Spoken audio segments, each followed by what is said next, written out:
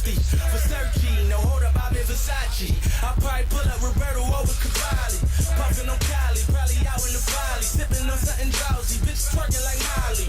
Twerk, twerk, for a real nigga selling work. Promise I won't tell a word. I been on that trip shit, way back. North Philly nigga, but I'm laid back. Get shot in your head, driving your Maybach. Homie the clan, no, I don't play that. Sippin' dirty, riding dirty, I say I'm 30. Call your dog, I call my dog in here by a birdie. Man, what's going on? Welcome to another episode of the Tariq Elite Radio Show. I am your gracious host. My name is Mr. Tariq Elite, also known as Tariq Nasheed. I'm glad to have everybody tuning in right here on the Tariq Elite Radio Show. We're going to get into some good game. A lot of stuff I'm going to talk about on today's show. The phone number is 818-850-5404. That is the number.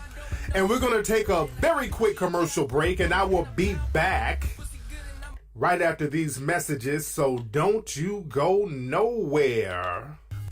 The book, Marginalizing White Supremacy, is available now. You know, it appears that since the first election of Barack Obama, the old days and the old ways of white supremacy has reemerged and is wreaking havoc to black lives every day and in every way. So it's very important that we understand the ins and outs of white supremacy. So pick up the brand new book, Marginalizing White Supremacy, a philosophical call to action post the Obama presidency. And you can get this book at Amazon.com, you can get it at Kindle, and you can get it at Lulu.com.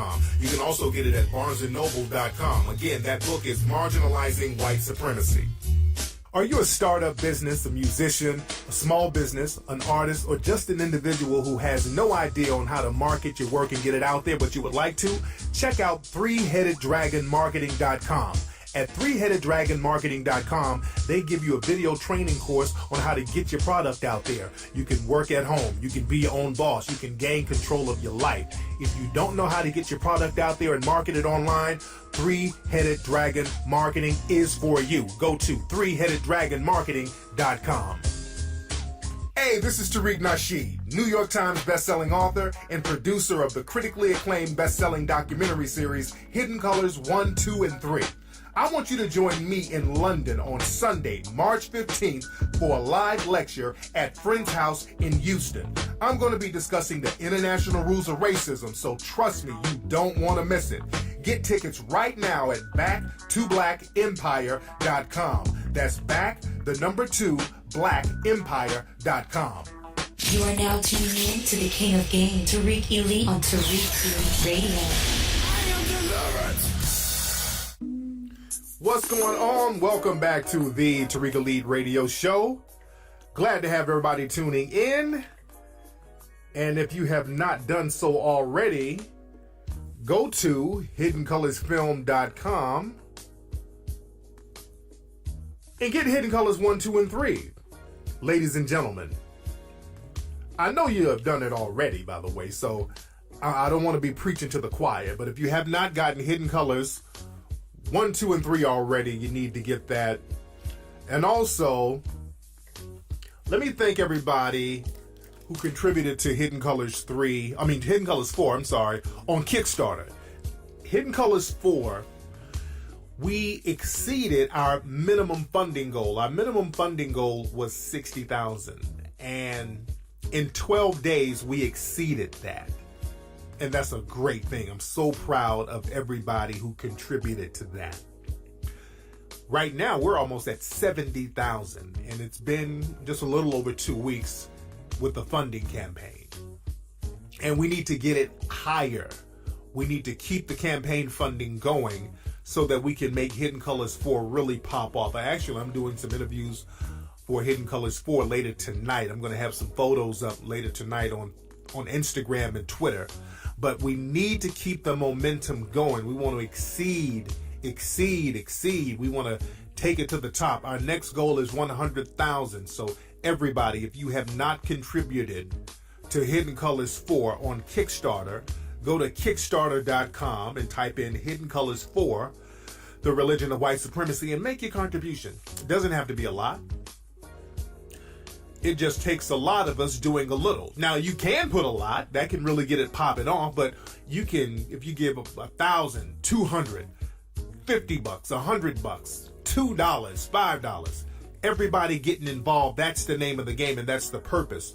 All of us getting involved. There's so many projects on Kickstarter by those in the dominant society that gets funded literally overnight because all of the people in the dominant society, they have a code and they know how to get on the same page and make things happen by a lot of people doing a little. We need to get that same code so that we can counter a lot of stuff.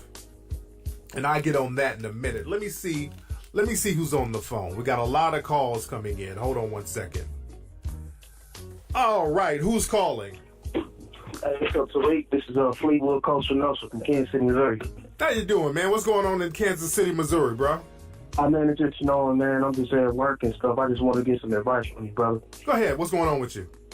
Well, basically, man, I just wanted to get your advice on, like, a little issue that I'm having with a lot of the black women here at the job.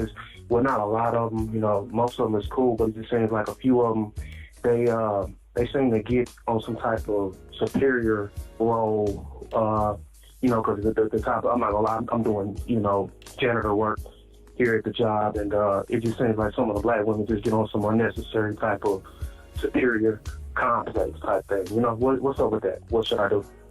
Well, that's a coping mechanism with a lot of black people. Black men and women kind of get on that whole thing, and it seems that black women get on it more because usually at jobs dominated by people in white society, they will put the black female usually in higher positions than black males, and they'll have a lot of black females working there. So it appears that it's just the women doing that. But I learned that a lot of black dudes, once they get around some suspected white supremacists, they get on that bullshit too. Just take a look at ESPN. You see the coon train rolling heavy on there. So I wouldn't say that it's a black female thing. It's a black person. Whenever a black person gets close or snuggles up under white supremacy, we have a tendency to get on that bullshit, thinking that we carved ourselves a little niche under white supremacy and they're going to look out for us. And that's a really big mistake that black people make. Because the thing is, black people sitting around front and looking down on that brother who's a janitor, shit, you're a couple of paychecks away from being a janitor too, if you're a supervisor and a black person at some of these jobs. So that's something that we have to get off of as black people, men and women. You feel me? Got you. And much respect to you, fam. Okay, thanks a lot, brother. Yes, indeed. Yeah, we get real funny style when we get around suspected white supremacists. And I call them suspected white supremacists because usually they create positions where we are at conflict with each other at these jobs. When a lot of black people are working together, the white supremacists will orchestrate conflict. Real heavy stuff. Let me see who else is on the phone. A lot of calls coming in. What's up? Who's calling? What's going, Tariq? This is Jonathan. How's it going, man? What's up, Jonathan? How you doing? Where you calling from? Pretty good, man. Calling from Baton Rouge. Baton Rouge. What's going on down there, man? Nothing much, man. Nothing much. It's cold as hell. What's good with you, man? I'm good. Is it snow? I hear a lot of people telling me it's cold in the South and in the East Coast. So, man, hopefully you guys make it through all those blizzards and stuff. Yeah, because I'm out here. It's sunny as hell. I'm in some flip-flops. What's on your mind, bro? Yeah, man. Okay, so I just recently got the courage to follow my dream and pursue art. And I want to know, in this black conscious movement, where does an artist fit? Like, what do you see an artist doing? How can one be useful in this whole movement? Well, the thing is, as an artist, man, you want to be international. You want to market your stuff to an international audience. And I tell black people this all the time. A lot of times we think if we start a business or create something that we only have to sell it to black people or we only have to market it towards black people. And that's not a bad thing, but we shouldn't limit ourselves because, again, with a lot of people in our community, there's a heavy coon train presence. There's a lot of black folks in our community who've been poisoned by white supremacy, so they have this whole negative view of themselves and they see you in themselves. And a lot of times, black folks won't even buy a product if they know it's from another black person because they devalue blackness themselves. So what you have to do, you're going to have to start thinking internationally. Start looking to international markets to sell your stuff because that's the name of the game in business. You want to sell to any and everybody. Just like people who come into your community, like the Asians, the Arabs, and all these people, they'll sell anything to you. They're going to keep the money for themselves, but they're going to sell anything to anybody who will buy. And we got to get on that too. I think specifically I'm sorry to interrupt you, but I think specifically what I'm trying to get to is how do I help advance the culture using art? Like, do you know what I mean? Versus, I mean, making a profit is great. Money is common. It'll always come. But right. I'm saying, like, how can I help? What do you see an artist being useful? Where do you see me being useful the most?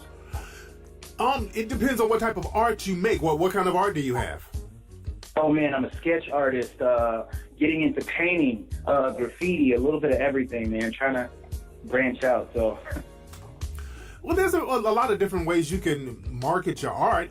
A lot of people who are artists, you can do a million things. You can start a comic book. You can do murals within the community, find black business owners and say, hey, let me do a mural for the side of your business, or let me design something. So there's a million different ways you can get out there and work with other people in the community and kind of make a difference. So it just depends on what you do. Do you have a website, brother? I don't have a website, but I have... That's number one right there. You got to get your website so people can know what you got going. Okay, cool beans. Got it. Thanks for the call, man. Yes, indeed. I appreciate it, buddy. Take care. No problem, brother. All right, let's see who else we got on the phone. All right, what's up? Who's calling? What's up, Tariq? This is Joshua Jackson from Houston, Texas. There you go. What's going on in Houston, man? Man, you know, just the same thing, man. Hot as hell. Yes, indeed. Yes, indeed. So what's on your mind? Mr. Nasheed, I had two questions for you. Go ahead. Question number one was, because I'm such a big fan of your movies, I've watched them release. Anytime they release, there's never a real big release in Houston. I wanted to know why that was. Last time we were going to do Houston, but the theaters weren't available, so we ended up doing Dallas, and Dallas sold out faster than all the other cities, which I was shocked. But when we do Hidden Colors 4, we're definitely going to do another release in Houston. We're definitely going to do that. This time, a lot of people from Houston were complaining about Hidden Colors 3 not being available. And again, we tried our main theaters that we use. And also in Houston, there's some other theaters that we wanted to go to, and they were cool at first until they found out what the film was about, and they were like, oh, hell no. They came up with 1,000,001 excuses. You know how they get down in Houston. Oh, yeah. The white supremacy in Houston is real heavy. Yes, real indeed. Heavy. That's why, man, we black folks, we need our own theaters, man. We really need our own theaters, and we need black people to support them. And we got to get off that whole bootlegging thing so that industries like that can make paper. So, it is what it is. I agree, and I don't bootleg at all. Matter of fact, I've been buying your packages, like the 3-part Hidden Color packages, and giving them out to friends of mine because they've been from the ball my shit so much. I'm like, bro, just take it, you know. Yes, indeed. Hey, but we're definitely going to have Hidden Colors 4 in Houston, so you stay tuned for that. Okay, good, because we need it down here. Yes, indeed. What was your other question? I know you do other movies, and I really would like to see a movie about, I mean, a major motion picture, like you said a couple of weeks ago, that's not about all that, banging and marching and all that. I want to see a strong black movie, and I would love to see a movie about the Panthers. I mean, a major motion picture about the Panthers, not one like the movie Panther that came out. Right. Would you ever consider putting out a movie like that? Something else. I would like to do something about Mansa Musa, about the Moors. I would like to do a lot of stuff, and I do plan on doing a lot of stuff. But again, I gotta first get the conditioning of the community in a space where they will promote it and also support it. Because right now, people say, well, we need this, we need that. But when you get it, cats be out here bootlegging, and that is a major problem. See, we can't have it both ways. You can't have your cake and eat it too. You can't say we hate Tyler Perry because Tyler Perry ain't making the right movies, but when somebody makes the right movies, you bootleg it. So it don't work like that. You can't have one without the other. So we got to get on the same mindset where we're going to support something like that when it comes out so that you can keep making it. You feel me? I do feel you, and I totally agree. And I'm going to send my little $20, $30 to Hidden Color 4. And when it drops, we hope to see it in Houston, brother. Yes, sir, man. Much respect, fam. See, that's the thing, family. People complain, and that's a lot of people will sit up and complain just for the sake of complaining about something. And I won't say just for the sake of complaining about just random shit, looking for shit to complain about, that will keep you from building anything. Because people will sit up and say, man, Hollywood needs to give us more movies. Hollywood needs to accept us. And no, listen, you got to accept yourself. And that's the theme of today's show. Today's show theme is accepting yourself. We have to accept ourselves. When you're out there trying to spit and you're out there trying to campaign, a lot of times you wear your insecurities on your sleeve, and women can see that. Let me talk to my fellas. Let's get into a little macking right now. When you're out there trying to campaign and you're not sure of yourself, you're looking for the female to elevate you. You're looking for the female to give you confidence. You're looking for the female to accept you. Women can see a dude who's looking for acceptance. And to a woman, that's majorly weak. That's major weak for a dude to step to a woman looking for acceptance. Because see, there's a difference from being accepted and being chosen. Let me say that again. There's a difference between being accepted and being chosen. See, people will accept you on a pity level. Like they'll accept a stray puppy. Like, oh, look at that puppy. Let me bring him in and I'll give him some food. You're being accepted. You're not really preferred, but it's like, okay, you'll do temporarily. But people choose a pit bull or they choose a high pedigree pet. They choose something with a high pedigree.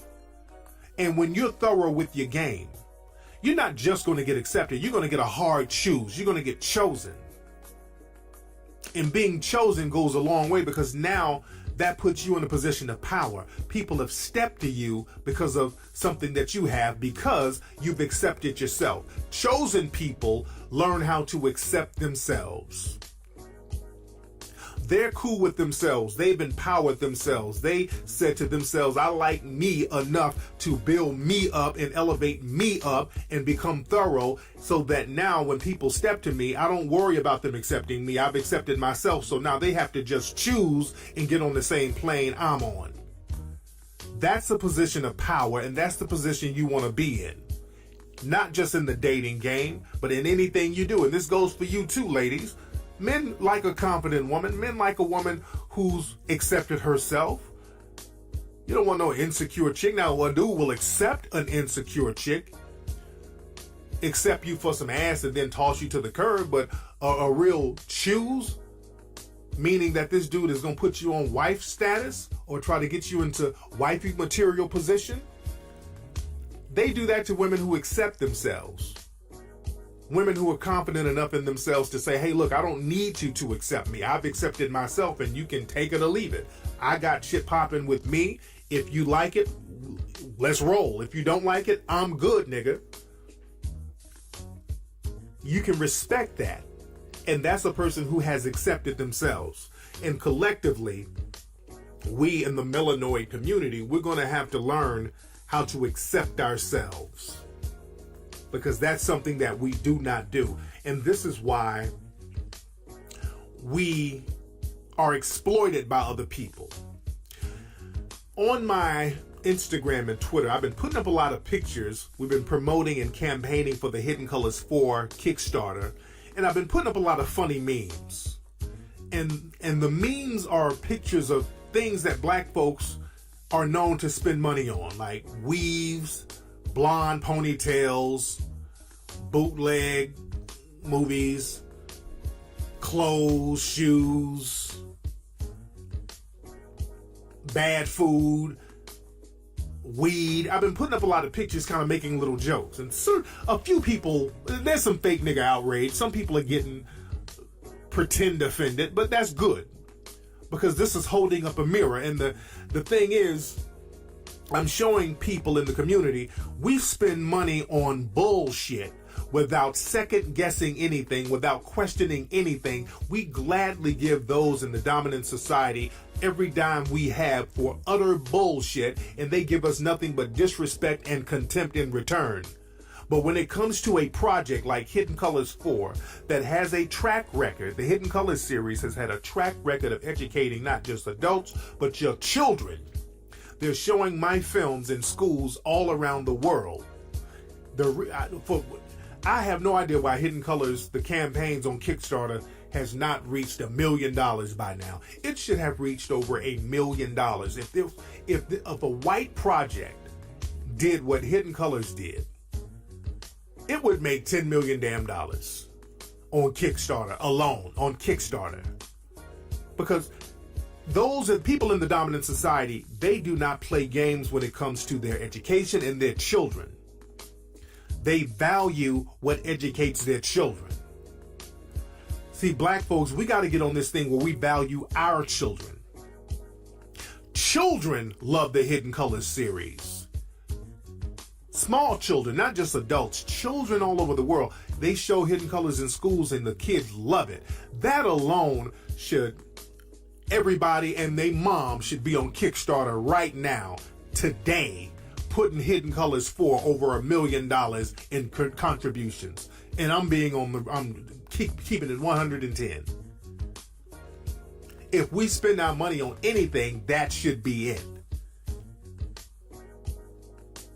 We got to stop playing games. And I don't care if people are offended because I'm posting up pictures of hair weaves and shoes and all that, because we got to stop wasting our money on nigger trinkets. We got to stop being the nigger trinket people and start valuing and accepting ourselves. Because again, there's a lot of black folks out here, because Hidden Colors has not been given the green light by anybody in the dominant white society, there's some black people who are still skeptical about even co-signing Hidden Colors.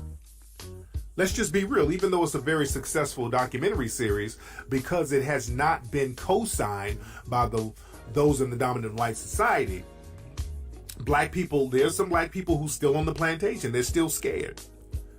And we're going to have to start valuing our children and valuing the type of education they have and accept ourselves enough to support that. Not just on Kickstarter, but when it comes out, and stop with the goddamn bootlegs. Because we need this media. This is our media.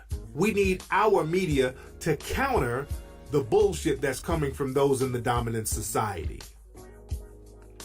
Because the thing is, we get attacked daily by the dominant society. And the reason why they attack us is because they know that there's no counter to it. There's no counter to it. A lot of black folks are scared to counter them. That's why when that Exodus movie came out, when they were shitting on our history and the producers were coming out basically shitting on our history, look up that Exodus movie. If you notice, out of people in Hollywood, in the entertainment business, I was really one of the only, and I'm not saying this to brag, but unfortunately, I say this very unfortunately, I was one of the only people in the entertainment industry who would speak out against that.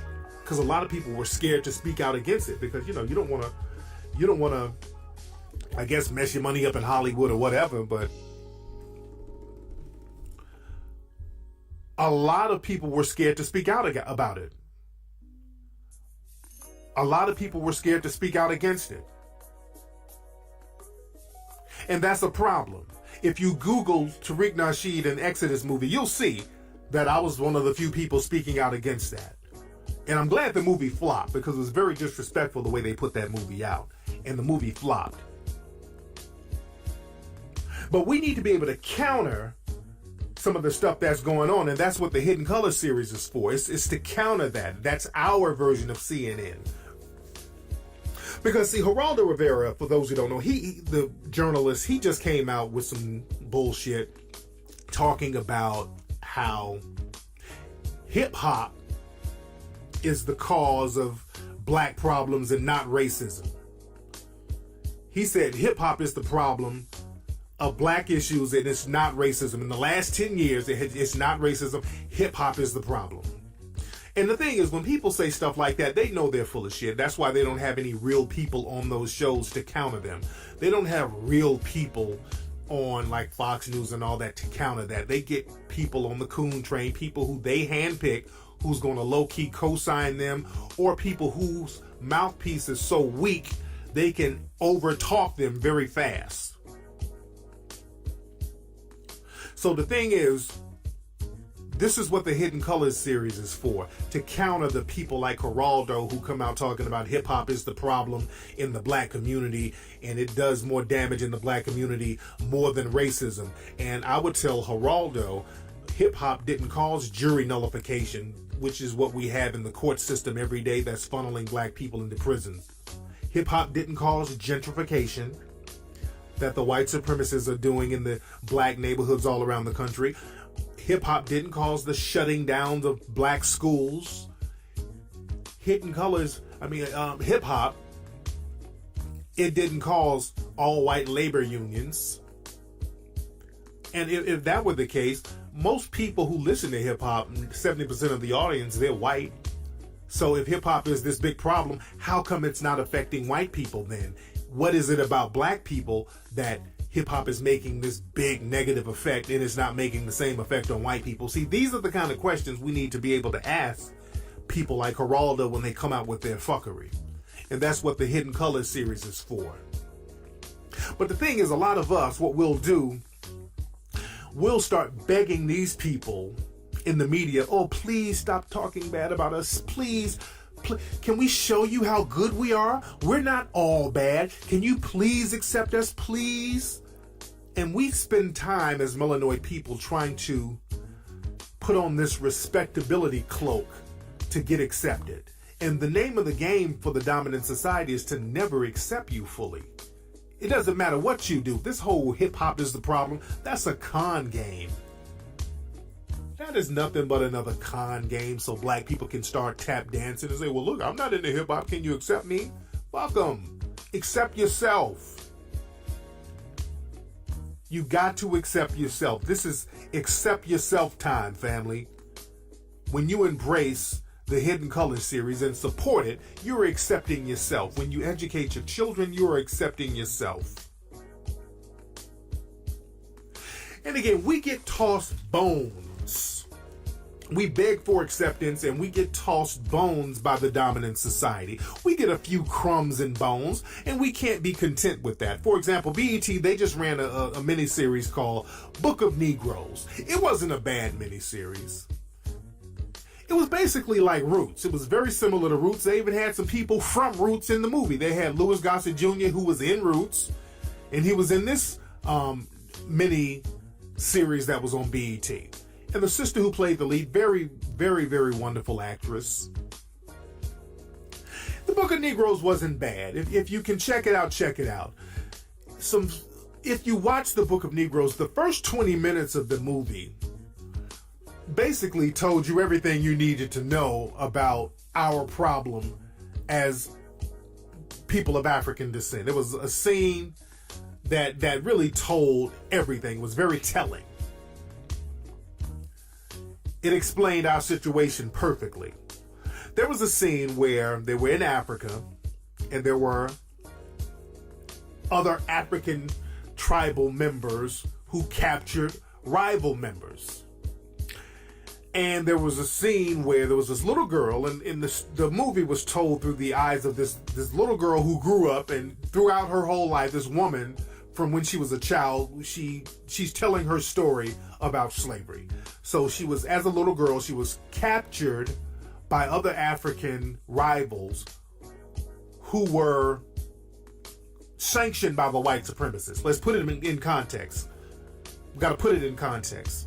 These other African rival tribes were sanctioned by the white supremacists. And there was a scene where this girl, she was in chains, being carted off to walk towards the coast of Africa. And there was a little boy who was her overseer, another little African boy who was one of the captives. He was helping the captives. They looked around the same age. He may have been a little older. So he took a liking to her, the little girl who he was basically capturing for the white supremacists. So they put the little girl on the boat and the rest of the tribal members or whatever. And then the little boy who helped the white supremacists get the little girl and the other people, they put him on the boat. They put him on the boat in chains. Now, he sat up here and helped the white supremacists, and they ended up putting him in chains and putting him in slavery too. And that happened a lot in slavery. That's why people kill me with all that, well, your African brother enslaved you. What you talking about? Y'all threw all of us on the damn boat. Everybody who helped them, they threw them on the boats too. They enslaved them too. And that has been our problem as African people. We think that if we help the white supremacists, that we're going to somehow get a pass. And they keep throwing us on the same boat as the people we helped them capture. That's been a common recurring theme with black folks, and we have not learned from that major mistake. We've been making that same dumbass mistake over and over again, assisting the white supremacists with capturing and throwing other people under the bus, knowing that they'll do the same thing to us. That's what happened to Bill Cosby. Yeah, Bill Cosby thought that, okay, I have a lot of money, I'm going to start dumping on black folks, and then they threw him under the bus. That's why I say, man, don't, as black people, don't ever get around people in the dominant society and start bad-mouthing or bashing other black people. That's the worst thing you can do. That's why, you know what, I have a lot of respect for Eddie Murphy.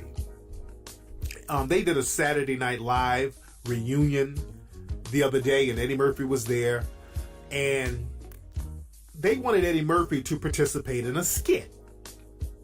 It was like a Jeopardy skit or whatever. And what they wanted Eddie Murphy to play Bill Cosby. And Eddie Murphy said, no thank you, I'm good. I ain't doing it. They wanted to get Eddie Murphy to sit up here and help them shit on Bill Cosby after Bill Cosby basically saved NBC in the 80s. And Eddie did the right thing. Eddie was smart enough to say, no, thank you, I'm good. I got the utmost respect for Eddie for doing that. Because, see, they tried to do something slick with Eddie back in the 90s when David Spade was on there. David Spade made this joke about, hey, look, a falling star. And then he showed a picture of Eddie Murphy. And Eddie Murphy called up to Saturday Night Live and checked all of them. Eddie Murphy checked their asses like, hey, I know y'all ain't throwing darts at me on Saturday Night Live, and I made this show. I made this show. This was the Eddie Murphy show when I was on it, and you know it. If it wasn't for me, none of you would have a show or a job. How dare you try to throw darts at me? Eddie checked their ass, as he should have. And this is why Eddie had not participated in a lot of the Saturday Night Live reunions, because he's like, if you're throwing darts at me, well, I'll just remain absent for all your little reunions for a while. And this was the first time he showed up for a Saturday Night Live event. He hadn't hosted or anything, because that was very disrespectful for them to do that. Eddie knew the game. He knows the game. Very smart dude. Whatever you say about Eddie, it's whatever, but Eddie's a smart dude and he knows the game. And we got to start knowing the game and get a code of conduct. Eddie was abiding by a code of conduct. There was another story that came out today. I want y'all to look this up. I saw it on mtvnews.com about the actress, comedian Monique. Now, Monique, y'all know that Monique won an Oscar for her role in the movie Precious, the Lee Daniels movie Precious. And in this article, Monique talked about being blackballed in Hollywood after her Oscar. Very interesting article. I want y'all to read this article after you listen to my show. But Monique said she got a call from Lee Daniels, and they were talking. And Lee Daniels informed Monique that she had been blackballed in Hollywood. And Monique was like, well, why? What did I do? Because Monique was supposed to, if you notice, Monique has not been in a lot of stuff since the Precious movie. Since she won that Oscar, she hasn't been in a lot of stuff. And Monique is a phenomenal actress and comedian. But Lee Daniel, and it's very interesting that he would kind of relay that message to Monique. So who's Lee Daniels talking to? You know, they're letting Lee Daniels in on a lot of information here, by the way. That didn't escape me. Because Lee Daniels is the dude right now with the show Empire, a very popular show. So Lee Daniels, he has movies like The Butler. So Lee Daniels is in there with that Hollywood crowd. So he informed Monique that, hey, Monique, they blackballed you out here. And she was like, well, why? What did I do? And he's basically talking in code like, well, you didn't play the game, Monique. And this is what they said in the article. In the article, they said that he told her that she didn't play the game. And she's like, what does that mean?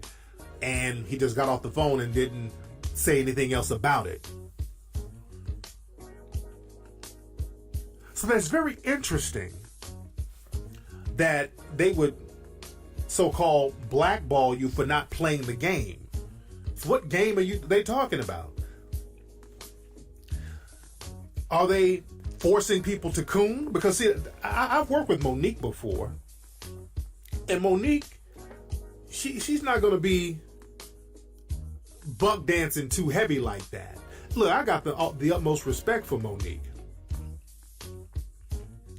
because I think Monique is one of those people who will say, hey, look, there's certain things, I'm a comedian and y'all laugh and joke, but I'm not going to just be, I'm not going to just go to a point where I totally degrade myself. You know what I'm saying? I don't think Monique is that type of person. Look, when I worked with Monique on Charm School years ago, I think back in 06, 07, something like that. It was 06, 07.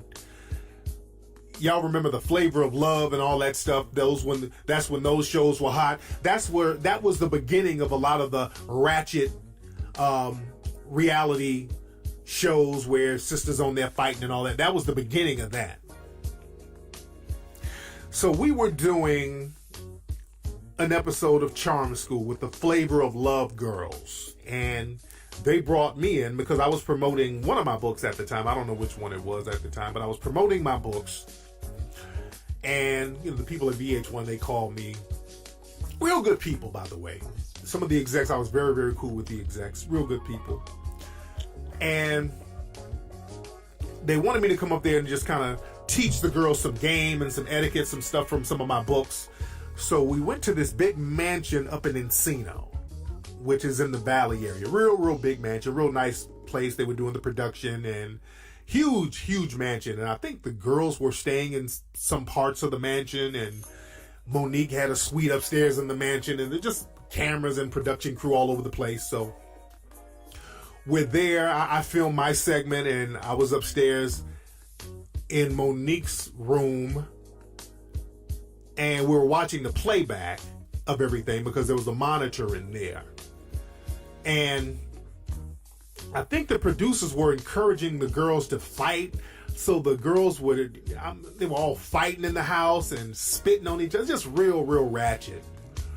And the producers were just kind of looking at it on the monitor, kind of giggling, and they were just like high-fiving each other, basically. They were like, oh, this is great. And I remember Monique checked the shit out of them. Those producers, she was like, wait a minute. You know what? This ain't a good look. I don't like the way this shit is being portrayed. I don't like the way these sisters are being portrayed. I don't like the way these black women are looking. I don't like the way y'all making them look. Monique checked the hell out of them. And she's like, look, I'm not laughing. I ain't feeling it. Then there was an awkward silence, and, everybody proceeded to do what they did. But I had the utmost respect for Monique for checking them on that, because it was a bad look. And we were there to genuinely kind of, give the ladies some game to present themselves in a proper way. And I know that fighting and ratchetness is great TV, but we don't have anything to balance that out. So again, I got to see how Monique gets down, and she kind of stands up for herself, and she has a lot of dignity. So as a black person in Hollywood, they kind of want you to compromise your dignity to a certain degree. So if that is true, that she was blacklisted, that's a very unfortunate thing. This is why we have to create our own media. We have to create our own networks. We have to create our own films, our own documentary, and that's what we're doing with the Hidden Colors series. And when we do it, family, we need brothers and sisters in the community like you to continue to support it.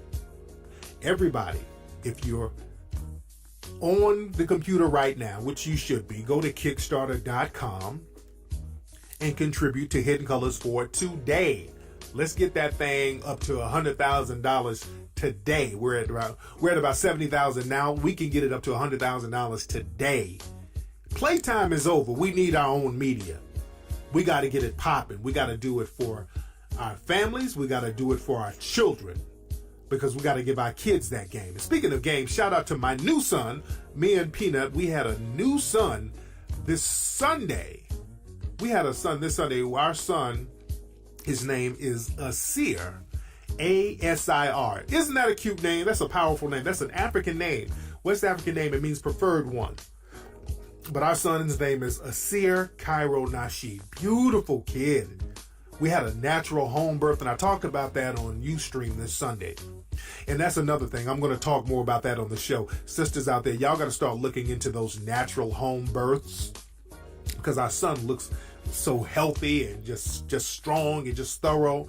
When we had our first son, TJ, at the hospital, when he came out, because Peanut was so doped up on the epidural and all that old shit, our son, his face came out puffy, had little bumps on his nose. They said it was some kind of baby acne. It was a whole bunch of shit that was scaring the hell out of us. But with our new son, who's born naturally at home, came out skin smooth, just looking 100% healthy, and we got to start looking into doing more home births and things like that. But I digress. I'll talk about that stuff on some later shows. But anyway, y'all, I will check you guys out on Ustream this Sunday. Follow me on Instagram at Tariq Elite, so y'all can see pictures of my son Asir. Beautiful kid. Also follow me on Twitter at Tariq Nasheed. And if you want to go to Kickstarter, you can go directly to Kickstarter.com and go to Hidden Colors 4, or go to HiddenColorsFilm.com. I'm a holla. Peace.